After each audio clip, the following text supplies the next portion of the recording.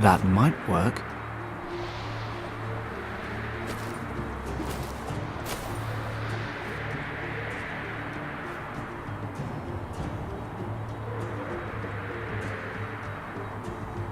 The parachute from my plane. It looks in one piece.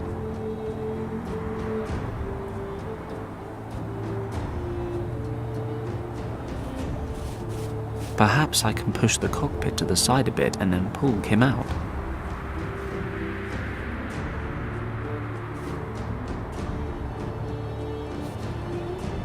No chance.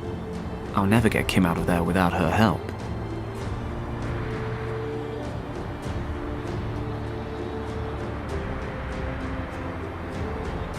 I've lit an incense stick.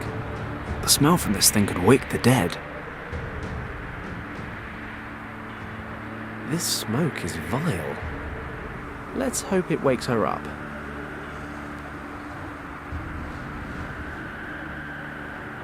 Kim! You alive? What? Yeah, I think so.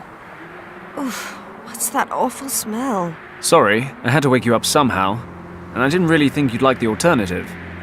Are you sure you're okay? Pretty sure. My head is aching and I'm cold as ice, but other than that, everything's fine. We have to get you out of there. Help me lift the roof of the cockpit.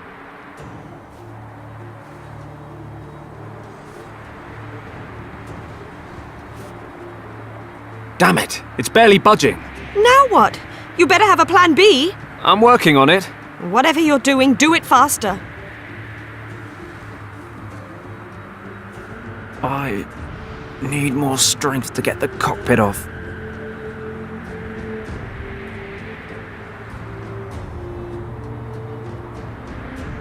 She looks okay, but I've got to get her out of there, and someplace warm.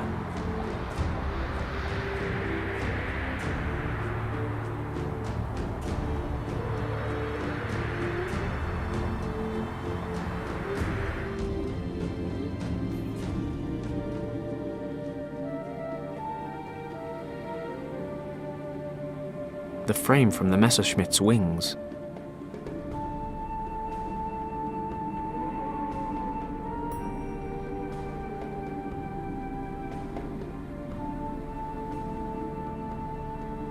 I'll just leave it here, I guess.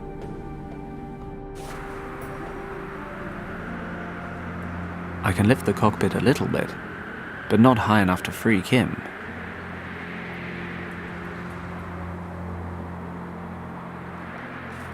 Let's get this chute hooked up to the cockpit.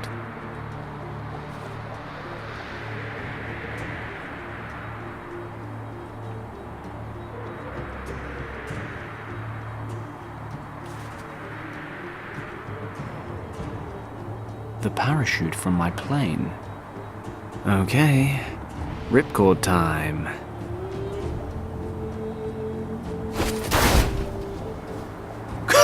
Did you see that? Done. Wonderful. I'm gonna kill you anyway. Do it later. Right now, we have to get you out of this wreck. Well, thawed out again. You slept almost 4 hours. I'm still pretty cold. Move about a bit. You'll warm up. We've got the fire burning. We're not going to keel over anytime soon. Wow, you really know how to reassure a girl. So what do we do now? Let me guess. You'll think of something. We'll have to stay here for the night. It'll be dark soon. A whole night? In the cold? Oh, wonderful. That's something to tick off my to-do before I die list. Probably the last thing. Remind me, you made me leave Hong Kong because... What was it you said? To be safe? Yeah, that was it. Come with me, you said. Otherwise the Triads will kill you, you said. Kim. You're safe with me, you said. The great hero, Fenton Paddock. Kim! Let Fenton Paddock keep you safe. Absolutely no chance of being chased by Triads, shot down by Nazis, and stranded in the middle of the Himalayas to freeze to death. No, sir. Kim, shut up for a second and listen to me. While you were sleeping, I checked out your uncle's documents. So? He was traveling this region in 1922 with a researcher named Arthur Hayes. Ring any bells? Yes, Uncle Wang told me about that expedition. Many times. Professor Hayes had taken him along on his Himalaya trip as a cartographer. Well, I noticed something really strange. Most of his notes are written in traditional Chinese, but your uncle wrote some of the sections in a language I've never seen before. According to what I could read, he and Hayes were looking for a monastery, which they figured was in this region. Do you know what that means? That you can't read every kind of language? Be serious. If there really is a monastery somewhere around here, it might be a safe place to head towards. Okay. My uncle sometimes wrote certain things in a kind of secret script that only he and I could decipher. Show me the documents. Here, can you read any of it? Well, it says here that a storm hit and my uncle and Professor Hayes took shelter in a cave. We were more than happy to have found shelter in time. When we moved further into the cave, we noticed we were not the only ones seeking shelter there. In the glow of our torches, we recognized a man leaning against the cave wall. Hayes spoke to him, but the stranger did not react. On closer inspection, we realized why. The man was dead. He was frozen stiff, and it was likely he had already been there for quite some time. The man was wearing a monk's robe and presumably had an attack of weakness during a pilgrimage. Hayes brought my attention to something. The torn up and burnt remains of a parchment lay beside the corpse. It is possible that the monk had used the last of his strength to build a fire. On examining the burnt remains more closely, it turned out to be a map. Hayes was able to determine a few checkpoints, and thus conclude that it showed the region we were in. The texts we were able to identify on the map were written in an ancient script, of which Hayes was able to translate little. While the professor's eyes wandered across the map, he suddenly gasped. His trembling fingers moved over one word, Kembalong. Hayes, who had studied every possible source of information prior to beginning his expedition, explained that many myths and legends shrouded a valley by that name. They say there is an ancient monastery in the valley where no outsider has ever been. According to the legends, the monks from Kembalong Valley guard an ancient and very powerful secret. It was possible that we had come across a key to this hidden valley, and Hayes suddenly became excited when he realized what that could mean for him, the leader of the Tibet expedition. In that moment, I took a closer look at the dead monk. Could he be one of those monks living a secluded life in the valley? Where did he want to go? Or was he returning from somewhere and didn't have the strength to continue? My eyes dropped to his hands, and I noticed that the fingers of his left hand were wrapped tightly around something. Hayes noticed it too and opened the clutched fingers in a somewhat harsh manner. Hayes grasped the object and held it to the light of my torch. It was a stone, resembling the eye of a dragon. There was a green gemstone in its center, through which the light was refracted, falling onto the walls in a most fascinating pattern. Hayes put the stone away. He must have noticed the look on my face, because he justified himself. He remarked that the stone was better off in the hands of a researcher than those of some farmers or shepherds who might discover the cave someday. Okay, now skip a few passages. Did they find the monastery? Hold your horses. It's been a while since I last read this stuff. I'm a little rusty. They headed off to find the Kembalong Valley, but the approaching winter made it impossible. They couldn't make it through the mountains, so they broke off the hunt. They got home, and Hayes tried to raise money for another expedition with better equipment, but nobody was interested. People figured he was hunting myths. Uncle drew a map showing the valley's estimated location. It shows us where they gave up as well. Perfect. We can use it. I don't know, it's all pretty vague. How do you know the monastery exists at all? Hayes and your uncle believed it was here. Right now, that's good enough for me. And, to be perfectly honest, it is our only chance. Then I suppose we don't have a choice. Wait. Can you hear that? Sounds like an engine. Oh no. Not another plane? No, that's not a plane. It sounds more like...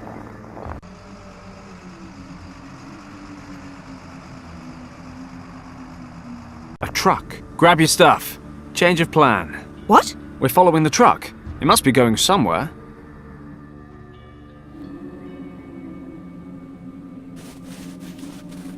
Could we stop for a moment, please? No, we need to keep moving. The snow's already starting to cover the tracks. Can you make it a bit further? Do I have a choice? I'm sure we'll find something soon. And what makes you so sure? I'm a boundless optimist. Hey, what is that? Looks like a military camp. I didn't know Tibet had an army. They don't. Remember that fighter plane? Germans? What are they doing here? Have they attacked Tibet?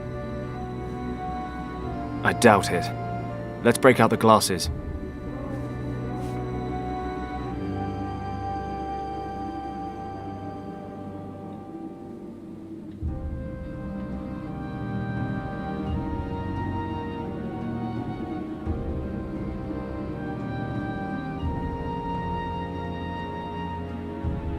Damn it.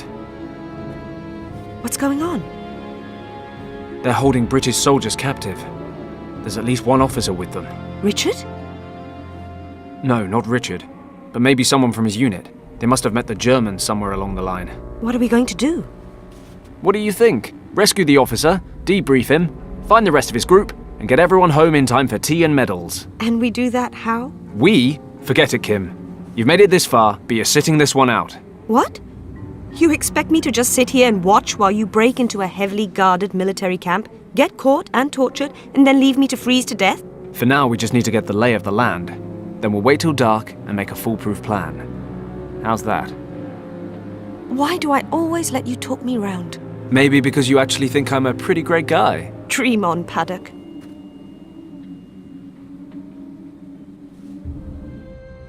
Okay, so far, so easy.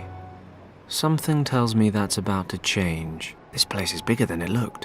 What the hell are the Germans up to out here? Where are you going, Werner? To take a leak! Just make sure you don't fall down a crevasse. It's like Swiss cheese around here, you know. I'm not stupid, you know.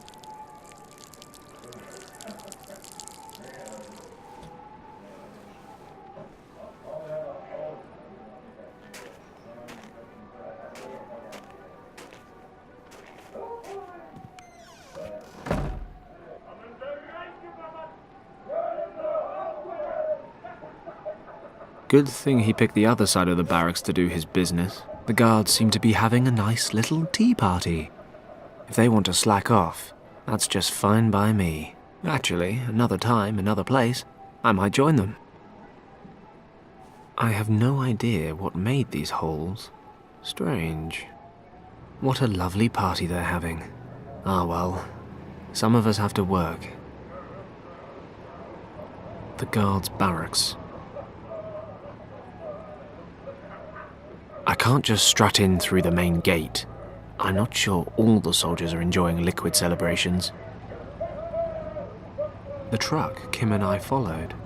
It's locked. The rope is securing the tarpaulin.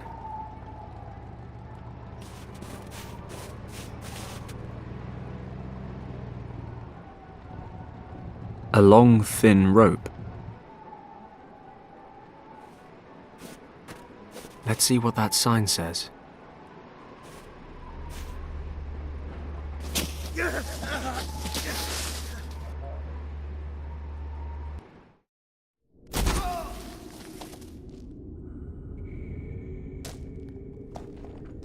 Wow, 2 crash landings in one day. Bad karma. Ah well, 2 crashes and no casualties. That's something. Although I dropped some of my gear. Never mind. Let's get out of here. Paddock? Fenton, can you hear me? Kim? Damn it, didn't I tell you to wait?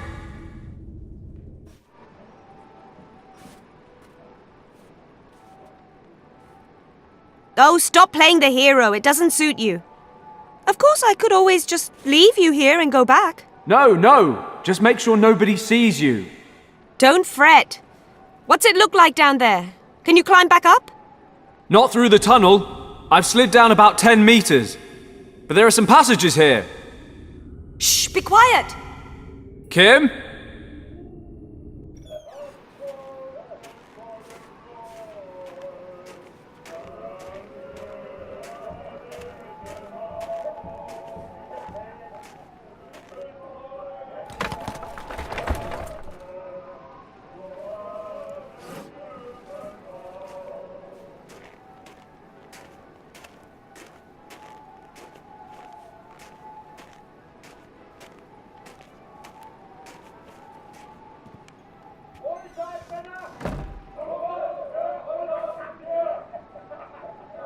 Kimmy?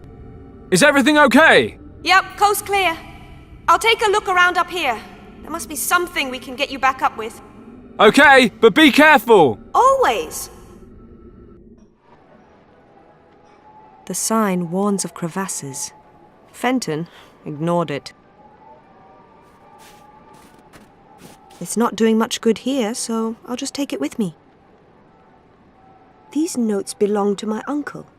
He recorded everything that happened during his expedition with Professor Hayes in 1922.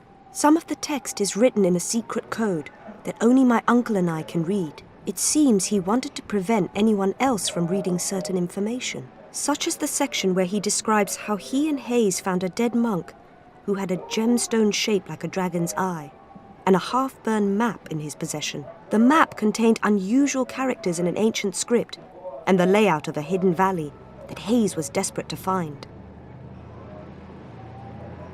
The sign warns of crevasses. The warning sign was stuck in this piece of tree trunk. He's annoying, but I do hope Fenton finds a way back up. I better make sure I don't join him.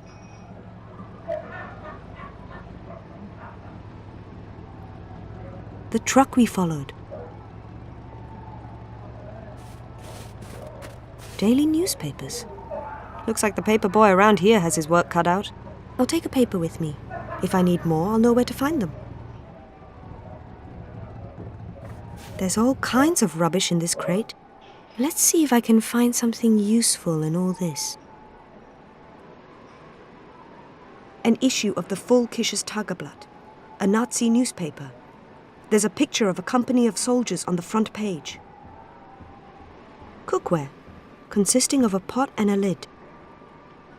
A roll of sticky tape. A gas burner.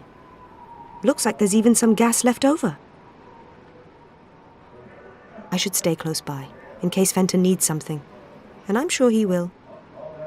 The guards' barracks. The guards' barracks. The windows ajar. I wonder if I can work out what made these holes. Now I know.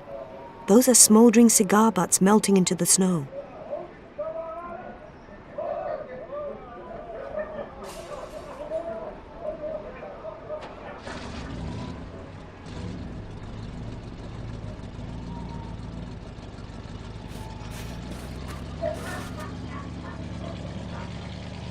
The next cigar butt is mine.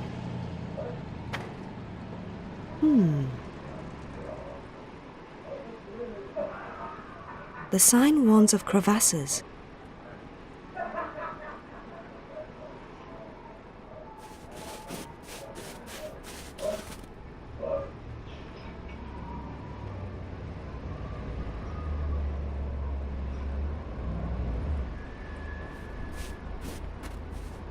Fancy some light reading, Paddock?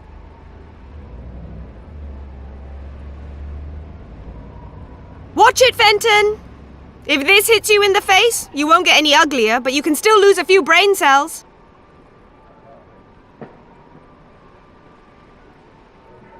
Duck,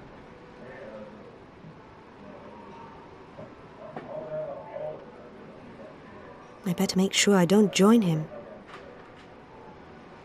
Watch out!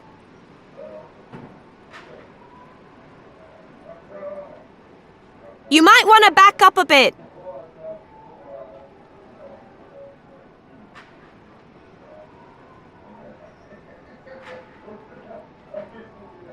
Watch your head down there.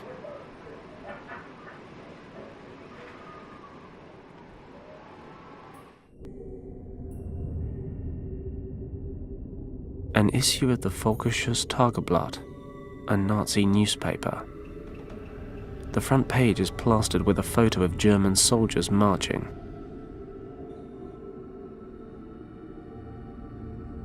This log has a large knot in it.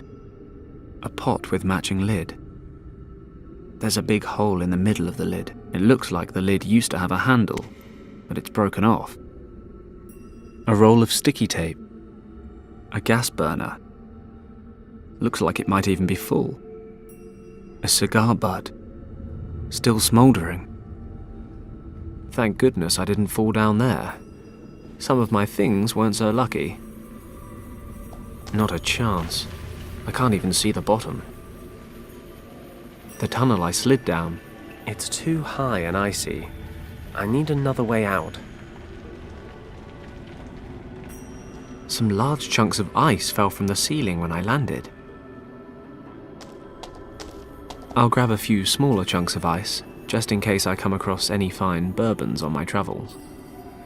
That passageway leads straight ahead, and yep, sure enough, it descends into total darkness. This passageway is a little wider than the others, but I still can't see where it leads. No idea where this leads. Terribly dark.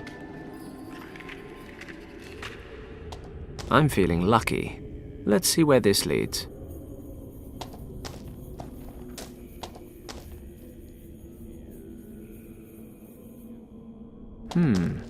This place looks familiar. Of course, as an expert scout, orientation is one of many survival skills I possess, which means I know without a shadow of a doubt that I'm going round in circles. I felt a draft at one stage, so there's got to be another route out.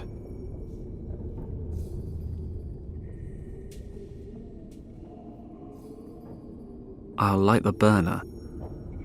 We're cooking.